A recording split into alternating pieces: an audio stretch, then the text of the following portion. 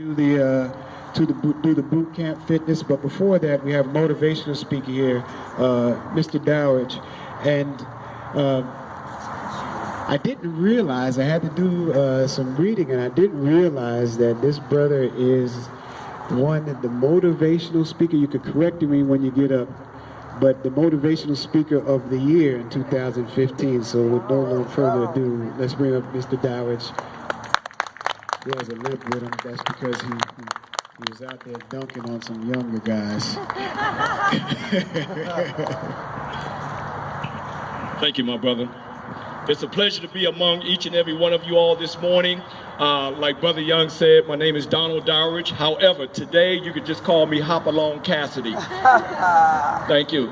I just want to talk to you briefly about motivation, about how you feel about yourself.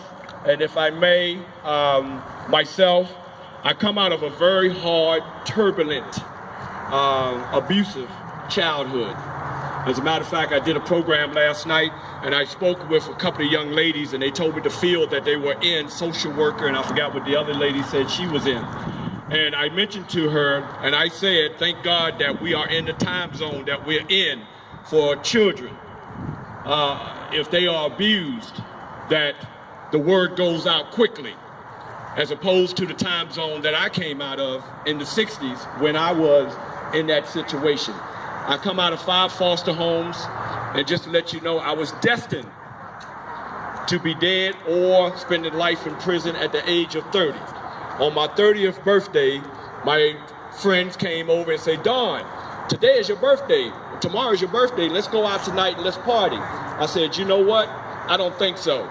So that night, what I did, true story, what I did, I put on a suit and I laid in the bed like I was in the casket. Somebody had told me, now I want you to hear this, somebody had told me when I was a child that I would be dead at 30. And when I came to 30, I was preparing my own death because of what somebody put in my head. And just imagine, at 7 years old to 30 years old, I carried that in my head.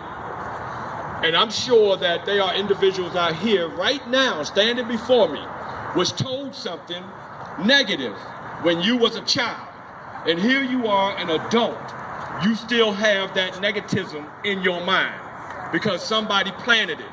Well, let me just say this. Myself, I had to learn, once I woke up that next morning and realized after I pinched myself and I said, wow, they lied to me, I'm still alive. Well, I want to let you know from that moment on to this moment now, which I am 60 years old now, so that was 30 years ago. Can you believe that? 30 years ago. I did some insight. I took these 2 eyes and I turned them inward. And I started looking at myself. How can I better myself to be better for somebody else? I believe it was Janet Jackson. What you do in the dark, change it to brighten the light. And I've constantly looked within myself to see how I can be better for somebody else. I've heard the last 2 speakers talk about health. Health, well, you know, I got a health issue right here. But this health issue is not stopping my mind, it's not stopping my physical. What is stopping you from being your best? We got 24 hours within a day.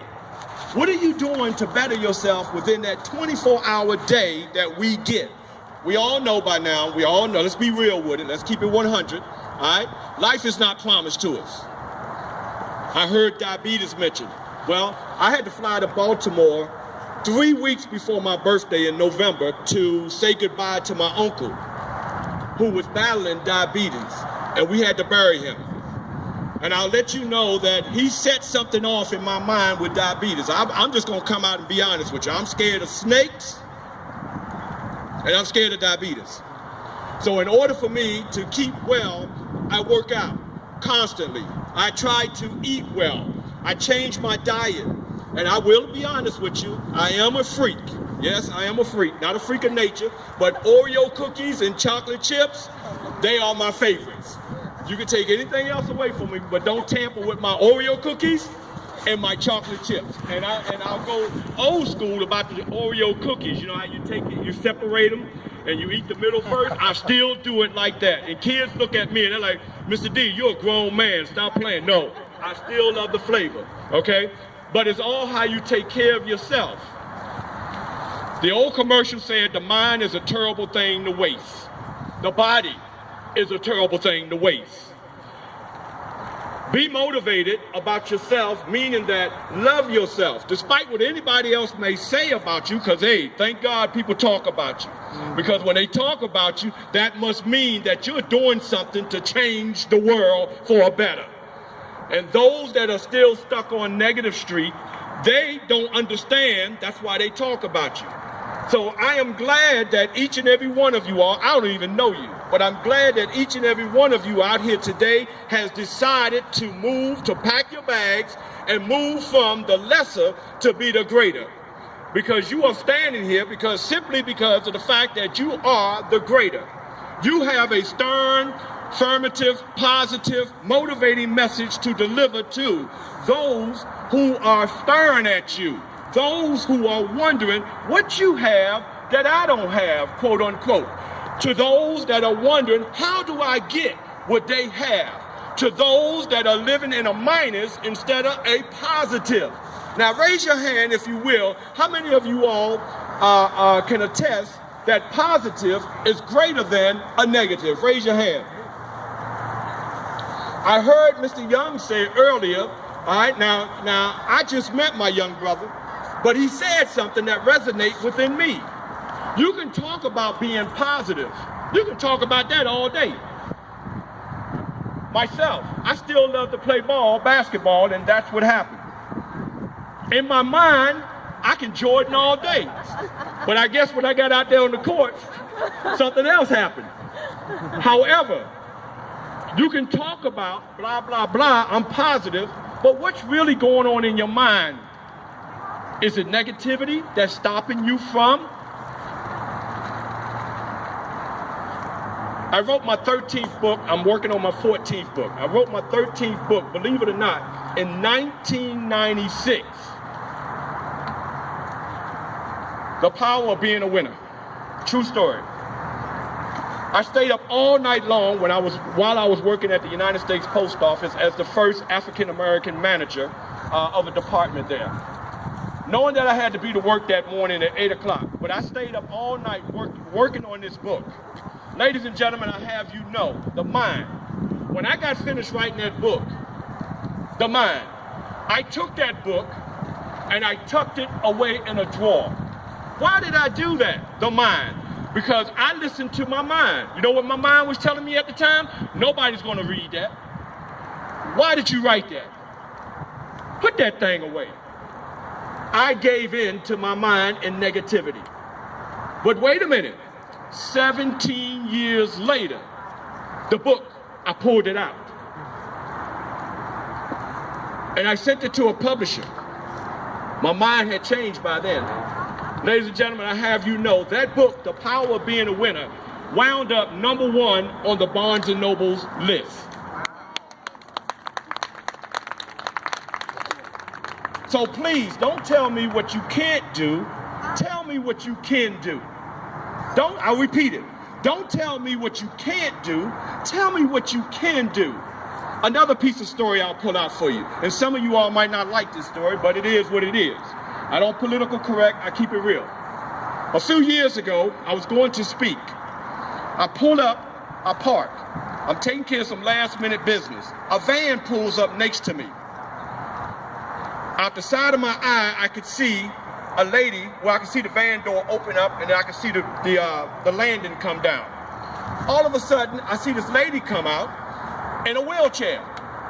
And she's controlling this wheelchair by her fingers. Before she got to the door, I got out my car and I walked up to her. And I said to her, I asked her, I said, ma'am, no pun intended, why are you here? She says, I work here. I said, but ma'am, wait a minute. You work here? She said, yes, I work here. I said, but ma'am, I'm sorry, but I got to go there. You're in a wheelchair. What kind of work could you do? Why are you here? She came out and she said, I'm here because my body is just a state of mind.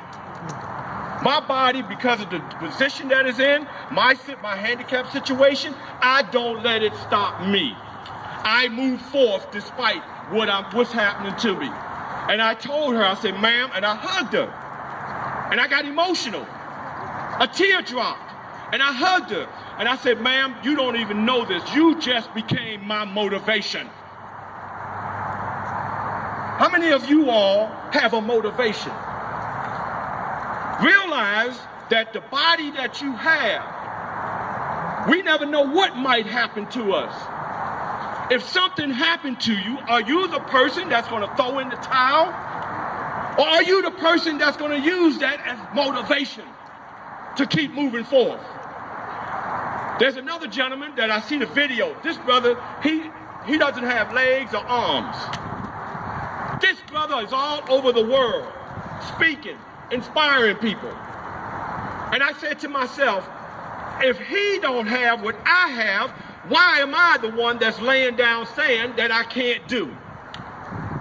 Dig deep down in your side and know that the birth that you have was for a reason. Know your purpose. Love your passion. Be the one that is the leader that guides others to the world of success. On the day that each one of us was born, the world stopped and gave us a standing ovation.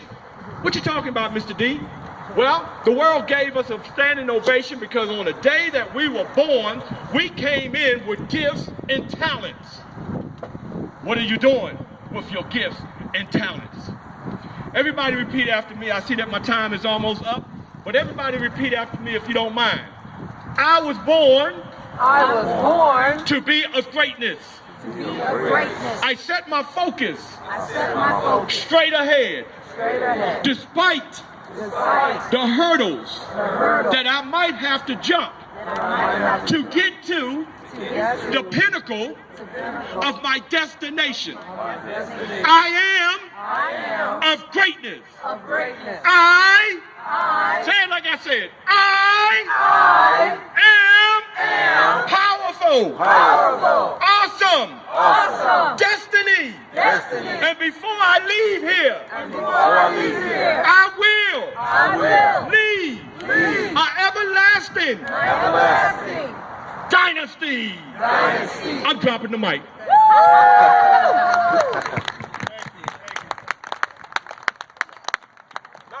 Thank you, guys. Thank you very much. Powerful message. All right.